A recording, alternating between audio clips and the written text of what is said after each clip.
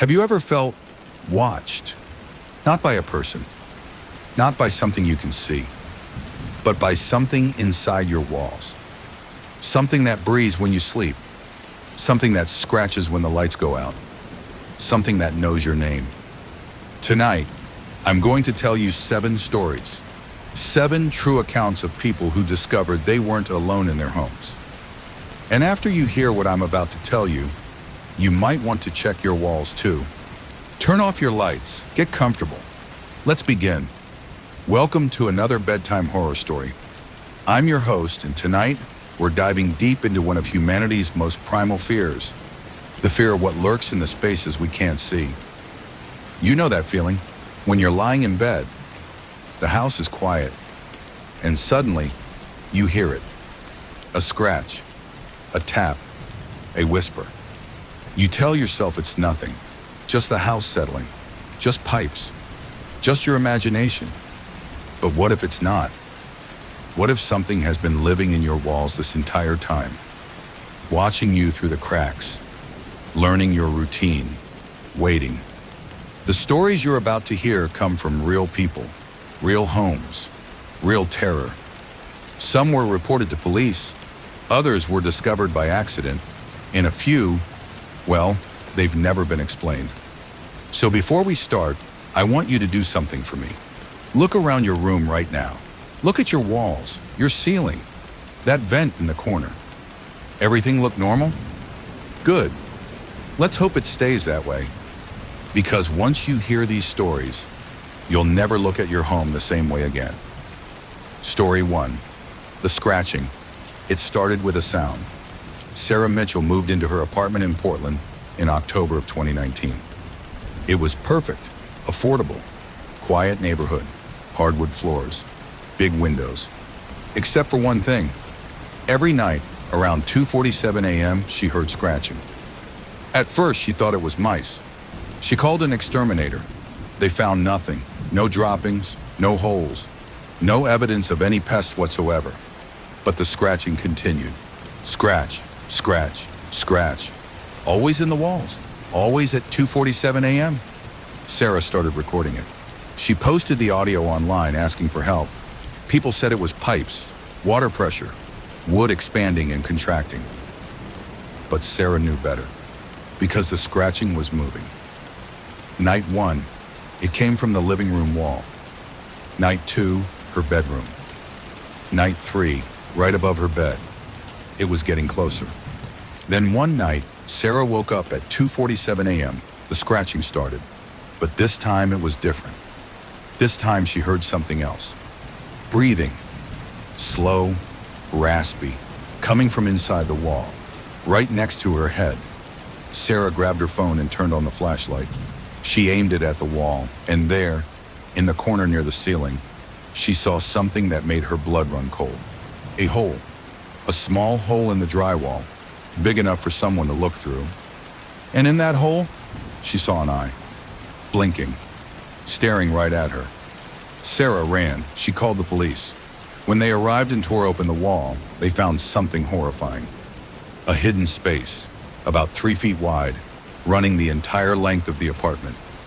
Inside, they found blankets, food wrappers, a flashlight, and dozens of photos. Photos of Sarah, sleeping, eating, showering. Someone had been living in her walls for months. They never caught who it was. The person escaped through a crawl space connected to the building's foundation. Sarah moved out the next day. But here's what keeps me up at night. The police said that hidden space was old. The blankets were worn.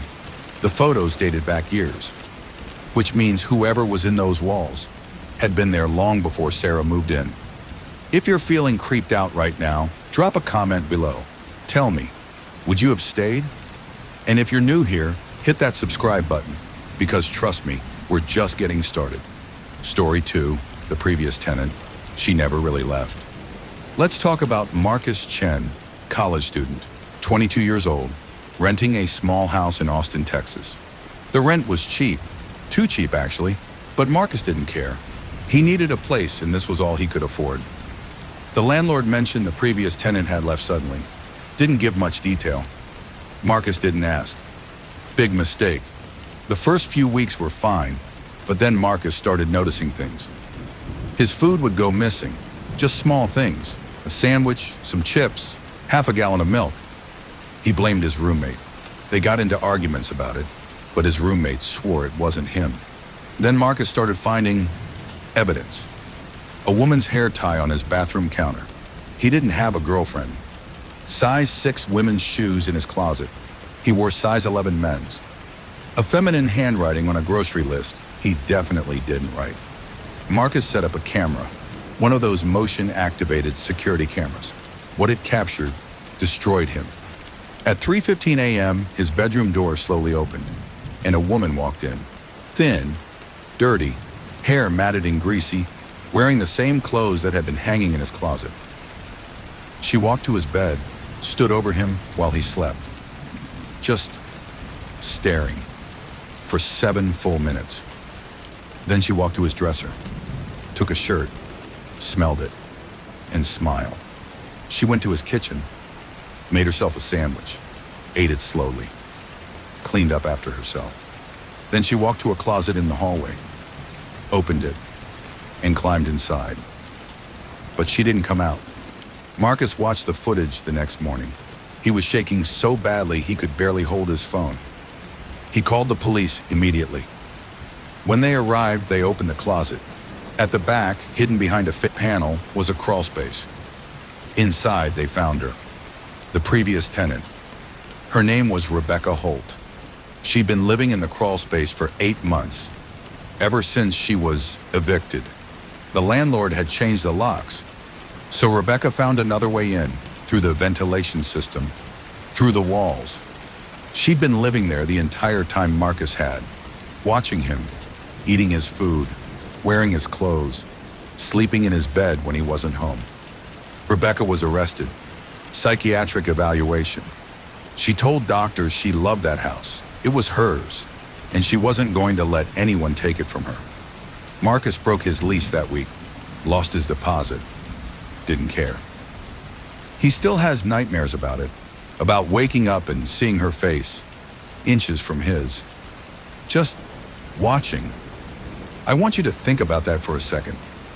How many nights did Marcus sleep peacefully, having no idea someone was in his house? How many times did she stand over his bed before he finally found out? Makes you wonder, doesn't it? What if it's happening to you right now, and you just don't know it yet? Story 3. The apartment above, the footsteps that shouldn't exist. Jennifer Lawson lived in a second-floor apartment in Chicago. Nothing fancy, but it was hers. Except she had a problem. The apartment above her was empty, had been empty for 2 years. The landlord couldn't rent it out because of water damage. But Jennifer kept hearing footsteps every night, pacing back and forth, directly above her bedroom. She complained to the landlord. He insisted the apartment was empty, gave her the key to prove it. Jennifer went upstairs, unlocked the door. The apartment was gutted. No furniture, no carpet, just exposed subfloor and peeling wallpaper. No one could possibly be living there, but the footsteps continued. Jennifer started tracking them, recording the times, the patterns. 10:15 p.m. every night, footsteps would start in the bedroom, walk to the kitchen, stop, then walk back. Same pattern, every single night. And one night, Jennifer decided to confront it. She grabbed a flashlight and her phone, went upstairs, unlocked the empty apartment. The footsteps were happening, right now. She could hear them from the hallway. Jennifer pushed open the door. Wrong. The footsteps stopped. She walked through the empty apartment, checked every room, nothing, no one. But when she got to the bedroom, she noticed something. Dust. The floor was covered in a thick layer of dust, except for one spot. A path from the bedroom to the kitchen, worn clean. Someone had been walking that path over and over for so long that it had worn through the dust. Jennifer's heart was pounding. She followed the path. It led to the kitchen, to a spot in front of the sink. And there, scratched into the wall, were words. "I didn't jump." Jennifer ran, called the police. They investigated. Turns out the previous tenant of that apartment had died. Suicide, they said. She jumped from the bedroom window. Her name was Carol. She'd been depressed, struggling. One night, she couldn't take it anymore. Or so everyone thought. But Carol's sister never believed it. She said Carol was terrified of heights, would never go near the window, let alone jump. The police reopened the case, and what they found was disturbing. Carol had been in an abusive relationship. Her boyfriend had a key to the apartment. He had a history of violence. The night Carol died, he'd been there. Security footage confirmed it. The official cause of death was changed to suspicious circumstances, but no charges were ever filed. Nisa, Jennifer learned all of this from the police report. Carol hadn't jumped. She'd been murdered, and now her spirit was trapped, walking the same path every night. From her bedroom, where it happened, to the kitchen, where she tried to call for help. Pacing, searching, unable to rest. Jennifer moved out 3 weeks later. She couldn't handle it. The footsteps, the message, the knowledge of what had really happened. The apartment above was eventually demolished. The whole building was torn down a year later. But sometimes Jennifer still hears those footsteps. In her dreams, in her new apartment, in her mind.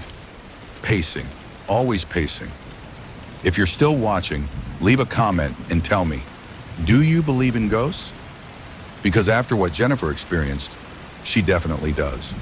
Story 4, the locked room. Some doors should stay closed. David and Emily Thornton bought their first house in 2021.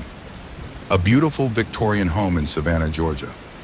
It was a fixer-upper, needed work, but it had character, history, charm, and one room that was locked.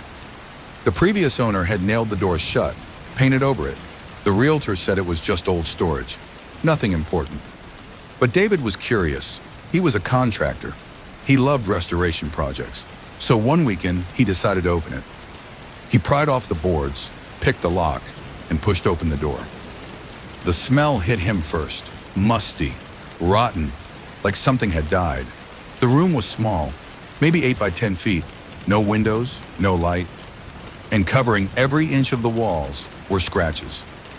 Deep gouges, claw marks, words carved into the plaster. Let me out. Please. Help me. Over and over, hundreds of times, scratched into every surface. David felt sick. He backed out of the room, slammed the door. He called Emily, showed her. They both agreed. They needed to research the house. What they found was horrifying. In 1923, the house was owned by the Caldwell family. They had a daughter, Margaret, 15 years old. Margaret had episodes.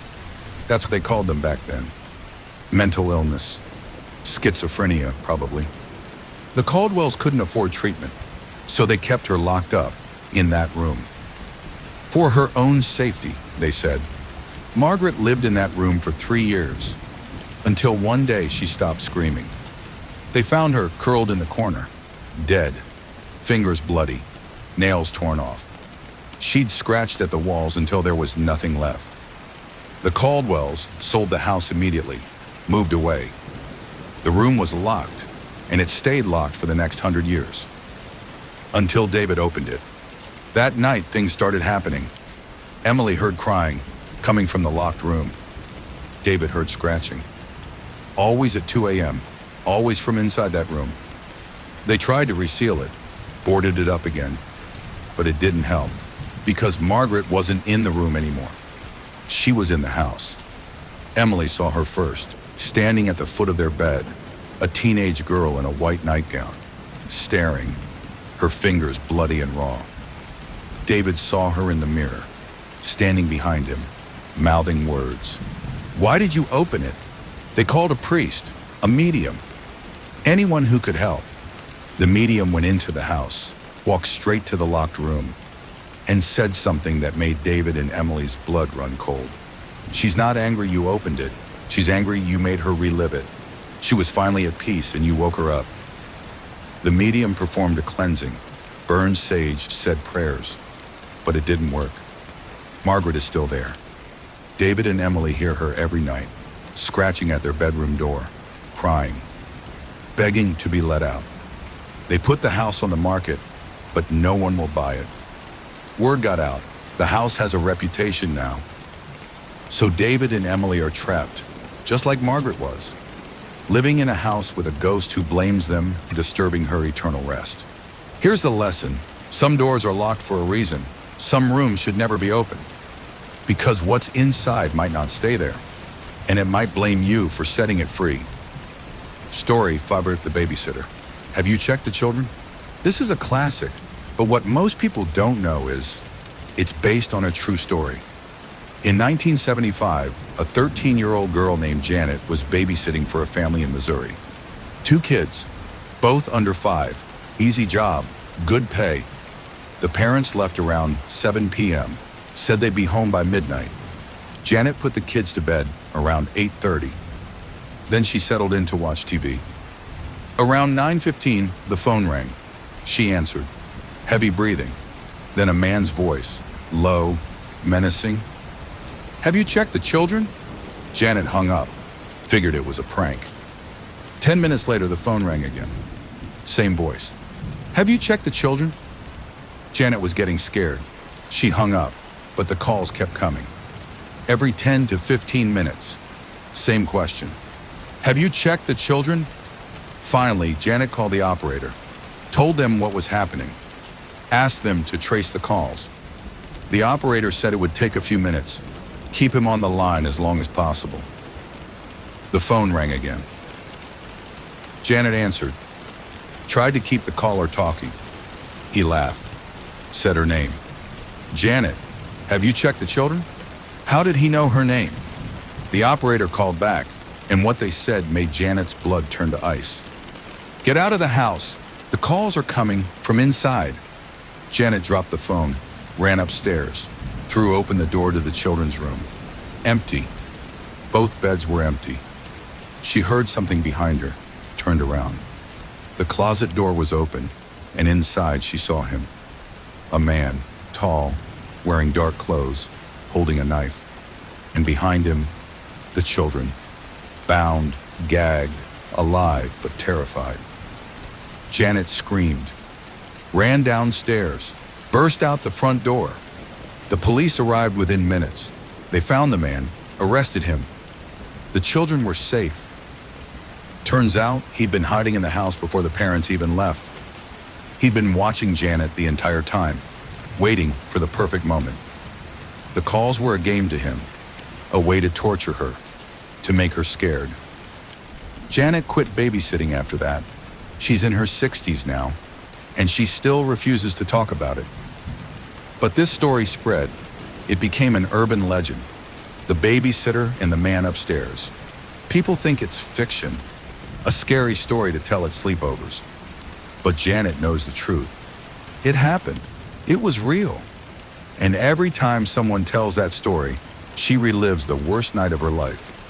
So next time you're home alone and the phone rings and someone asks you a strange question, maybe you should check, just to be sure. Because sometimes the call really is coming from inside the house. If this story gave you chills, smash that like button.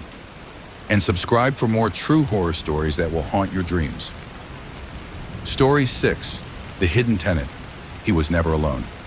In 2013, a man in Japan named Tatsuo noticed something odd. His food was disappearing. Not a lot, just small amounts, a few bites of rice, some vegetables, half a piece of fish. He lived alone, no roommates, no pets. Tatsuo set up a camera, pointed it at his kitchen. What he captured became international news. At 2:30 a.m., his kitchen cupboard opened, and a woman climbed out. Small, middle-aged, wearing dirty clothes. She walked to his fridge, made herself a small meal, ate quietly, cleaned up, then climbed back into the cupboard. Tatsuo watched the footage in horror. He called the police immediately. When they arrived, they searched his apartment, found nothing unusual. Then one officer noticed the cupboard. He opened it, looked inside, and there she was, curled up, sleeping. surrounded by blankets and personal belongings. Her name was Sachi. She was 58 years old, homeless. She'd been living in Tatsuo's cupboard for over a year, climbing out when he was asleep or at work, eating his food, using his bathroom, then hiding before he came home. Tatsuo had no idea. He'd walk past that cupboard every single day. Never knew she was inside. Sachi was arrested, psychiatric evaluation. She said she hadn't meant any harm, she just needed a place to stay. And Tatsuo's apartment was warm, safe. She'd entered through an unlocked window months earlier, found the cupboard, and decided to stay. The case became famous. The hidden tenant. News outlets around the world covered it. But here's what terrifies me. How long could someone live in your home without you knowing? A cupboard, a closet, an attic, a crawl space. How many times have you walked past them? How many times have you assumed they were empty? Tatsuo moved out. He couldn't stay there, knowing someone had been watching him, living with him, sharing his space. He sold all his furniture, bought new everything, and now he checks every closet, every cupboard, every single day. Because once you know it's possible, you can never feel safe again. Pause. I want you to do something for me right now. Look at your closet. Go ahead, open it. Everything look normal? Are you sure? Because sometimes, the things hiding in plain sight are the most terrifying of all. Conclusion. So there you have it. 7 stories, 7 nightmares. The scratching in the walls. The woman who never left. The footsteps from an empty apartment. The locked room. The babysitter. And the hidden tenant. All true. All documented. All absolutely terrifying. These stories remind us of something important. Our homes are supposed to be safe. Our sanctuaries. The one place we can let our guard down. But what if they're not? What if something is hiding in the spaces we can't see, watching us through the cracks, learning our routines, waiting for the perfect moment? What if you're not alone right now? Before you go to sleep tonight, I want you to listen, really listen. Do you hear anything? A scratch, a creak, a breath. Check your walls, your closets, your attic. Because after hearing these stories, you'll never ignore those sounds again. If you made it this far, thank you for watching. Drop a comment and tell me which story scared you the most. And if you have your own experience, share it. I read every single comment. Hit that subscribe button and turn on notifications. Because I post a new horror story every week. And trust me, the next one is even darker. Share this video with someone who loves horror or someone you want to keep awake tonight. Uzzo. And remember, some things are better left undiscovered. Some doors should stay locked. And some sounds are better left ignored. Sweet dreams, if you dare.